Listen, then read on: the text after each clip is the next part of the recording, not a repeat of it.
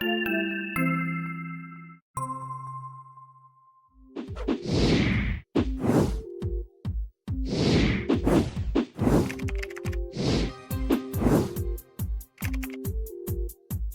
we're going to talk about the Joneses. Our friends, the Joneses. The Joneses. So everybody's heard of the phrase, keeping up with the Joneses. That's right. You know where it came from? Where? It was a comic strip in the New York World from 1913 to 1940. And it was the McGinnis family was the comic strip. And they had a constant struggle. The comic strip was a constant struggle to achieve the same social status as their neighbors. So again, we're talking 1913 and 1940. And their neighbors were the Joneses. Who never appeared in the comic strip. Okay, so I love this. So the McGinnis family was always striving to keep up with the Joneses. The Joneses never appeared in the comic strip. Okay. Right. But the idea of keeping up with the Joneses is just that we see our neighbors or we see other people with certain things or with a certain status or certain possessions, and we work to catch up with them or to get what they get or what they have, and to try to achieve that same status. Right. And so we found this little article by Sarah Epstein in, I think it was Psychology Today. We were in it, and said, this looks really interesting. The Joneses. Who are the Joneses? Well, the Joneses are everywhere. Okay. They're living seamlessly successful and glamorous and all those lives. Okay. The curious thing about the Joneses, though, and this is a wonderful reminder to all of us, that I'm gonna read this. We tend to notice only the Joneses that embody the traits we feel most insecure about. Right. Okay. So the Joneses become this mythical creature that... It's a griffin. And there's a lot of Joneses out there. Right. Because some Joneses have things that we don't have. And so we don't feel successful, or we have a body image problem, or we have a money problem, so we look for the Joneses that have what we want. Right. Whether they have it or not, of course, is another issue. Right. But we look to them, we think they have it. Okay? So the Joneses can be, our problem today is that what complicates keeping up with the Joneses is the Joneses are real. We all have neighbors who have more than we do, a bigger house, a nicer house, more cars. But now we have the media Joneses. We have the social media, especially. We have the social media Joneses. Facebook and that is full of Joneses. That's right. And so the social media Joneses create even more of a problem than the real Joneses. Well, we've always had the Joneses. Well, when the Joneses are the next door neighbors, you can actually see their house and you can actually see their car, and you can, you're actually physically experiencing that. When you're talking about these virtual Joneses, the Facebook Joneses, that is an image. Right. We think back to some of the podcasts we've done before where we've talked about those selfies that people post that make everything look perfect, but it took 20 attempts to get that picture. we had to keep everybody at the table to get exactly the right picture that we wanted. Okay, but you said it distorted. I think you used it's okay. I don't think I used it, but I'm glad that you heard. You that. said something that was important, but everything you say is important. That's true. So that is true. The Joneses are imaginary. Right. Okay. And especially with social media Joneses and Facebook Joneses. Well, we create them ourselves. Right. Yeah. But it's a distorted image. I think you word image. It's a distorted image. It's a distorted mirror that amplifies and reinforces our insecurities. Right. In other words, so be very, very careful. It's a self-critical. All we're doing is we're flogging ourselves. Right. Okay. We're saying, I don't have that, and I don't have that, I don't have that.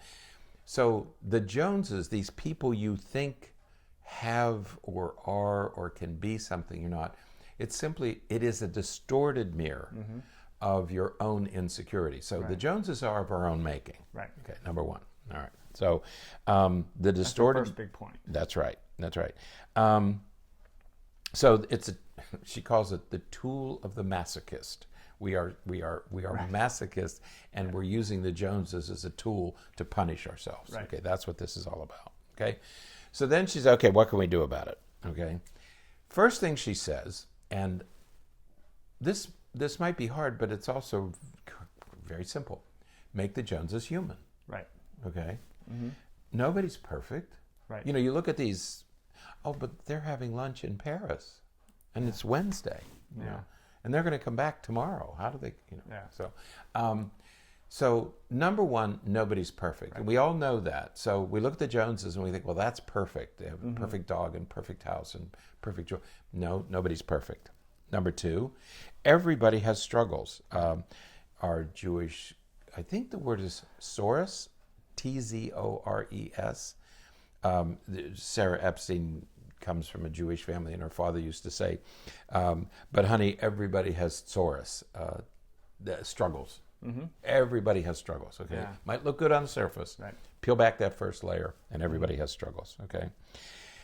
And also remember that we talk about social media. Social media is a filtered snapshot. Right. It is one instant that has been photoshopped and airbrushed and everything else that professionals do to make you want something. I was listening to a podcast from NPR. I don't remember which one it was now. But the person was talking about how she used Facebook to create an image that she knew wasn't true, but that she wanted people to believe. And she talked about, you know, being at this hotel, and she would take pictures intentionally, being mindful of what was in her background, because she said that if you just tilted the camera just a little bit to the left or right, you would see you know, this construction or this, you know, this ugly downtown area. Right. But because of the way that she framed it, you see just these beautiful mountains and stuff behind her. And, you know, you would think, oh my gosh, she's in the middle of this beautiful place. You know, lo and behold, she was framing that just right. So yeah, everything there is, most things on Facebook and everything are very well sculpted. I think of Facebook in terms of food, pictures, and models, especially females. Food pictures. If you've ever watched a food being photographed, they spray it, they put polish on it. You're never going to get food to look like that, okay? Because they have professional people, makeup artists, making it. They take each raisin and put it in a particular place. Okay.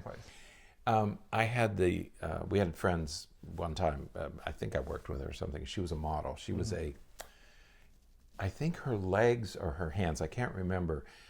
You know, different models sell different things. Very specific things. And she told us one time, she said, well, you know, what they do when they photograph a model is they have a woman lying on her stomach and they photograph her, and then they turn the photo 90 degrees so it looks like she's standing. That's so gravity doesn't pull everything down, okay? So there are all these, and now we have Photoshop and airbrushing and all these things we can do to photos. I mean, you can do anything you want with the photo today, okay? And so please understand these are filtered snapshots. So she says 4 things we can do. Number 1, remove the Joneses from their pedestals. Right. Okay, to take them down.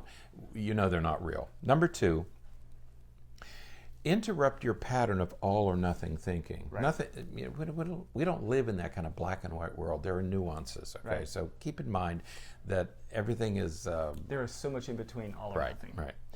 Train our brains to question and replace distorted ways of thinking. Yeah. We do that all the time here, don't we? Right. That's very cognitive behavioral, but it takes some intent. Right. You have to be mindful of it and do it. Right. And then last, see the big picture. You know, look at the total picture rather than cherry picking the facts that match your fears. Okay. You don't like the way your body looks, and so every time you look at somebody else, you're reminded of how bad you look. Right. And it makes you feel bad.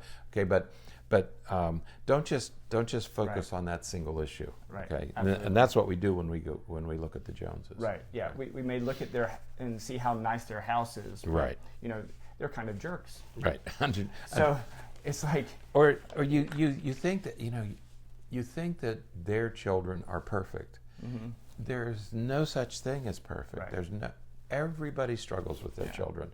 You may not struggle with all of your children. You may have one, or if you have 4 of them, 1 or 2 might be a little less challenging than the others. Okay, Yeah. but we all struggle with our children. Right. Who has Right. not struggled with children? Or we struggle with them in one area, but they do very, very well in other areas. Right. So- And marriages and sibling rivalries and even adult siblings start to Yeah. argue and fight with each other. Absolutely. So it might look good on the surface, but man, underneath there's Soros, as that Yeah. wonderful Yiddish word, Soros. yeah. Okay, so what's really needed? Okay, stop giving the Joneses the royal treatment. Right. They haven't earned it. Right. Right? Why should you admire them? Take care of your own life. Right. And why should you put them on this pedestal Right. where they're better than you are, or they're this than you are, they're Right. something else than you are? Take them down. Take them Right. down from the pedestal. Yeah. Okay. Second, the Joneses really have nothing to do with us. Okay. Right. Well, their life is very different than our life. Right. They do different things. They go different places. They have had different experiences, Right. and so we're comparing 2 very, very different Right. worlds. And if they have high achieving children, it has nothing to do with me. yeah. Think about it, okay? I had a friend one time. She was, I don't remember where I met her, but she was trying to have, her daughter had these friends who were the same age. They were in school together, but they were really, really good students. They just were, I don't know, they were blessed with something. And school was easy for them, and they got A's on everything, and they just enjoyed school, blah, blah, blah. And her daughter, who was a high achiever herself, was always trying to keep up with them.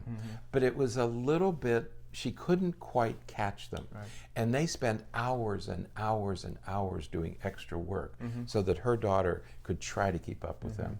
And it was so sad to watch it because it was so unnecessary. Her daughter still got all A's, Yeah. but because she wasn't getting 98s on everything, she had to keep working harder because she couldn't take the college level class or the AP class or the accelerated this or the accelerated that.